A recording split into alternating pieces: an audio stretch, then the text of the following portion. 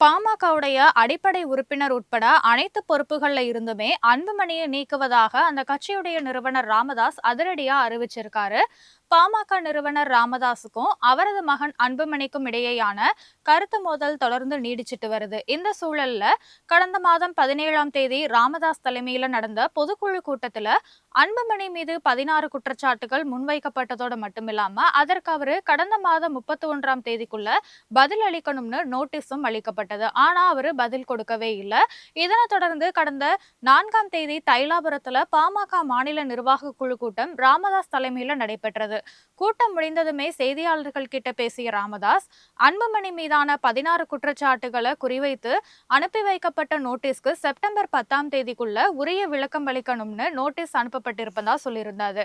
அதற்கு அவரு பதில் அளிக்கல அப்படின்னா அன்புமணி மீது கட்சி விரோத நடவடிக்கை எடுக்கப்படும் அப்படின்னு தெரிவிச்சிருந்தாரு. இந்த நிலையில கெடு முடிவடைந்த நிலையில ராமதாஸ் செய்தியாளர்கள் கிட்ட பேசிய போது அன்புமணி மீது சுமத்தப்பட்ட குற்றச்சாட்டுகள் உண்மையானது, சரியானது அப்படின்னு உறுதி செய்யப்படுவதா சொல்லியிருக்காரு.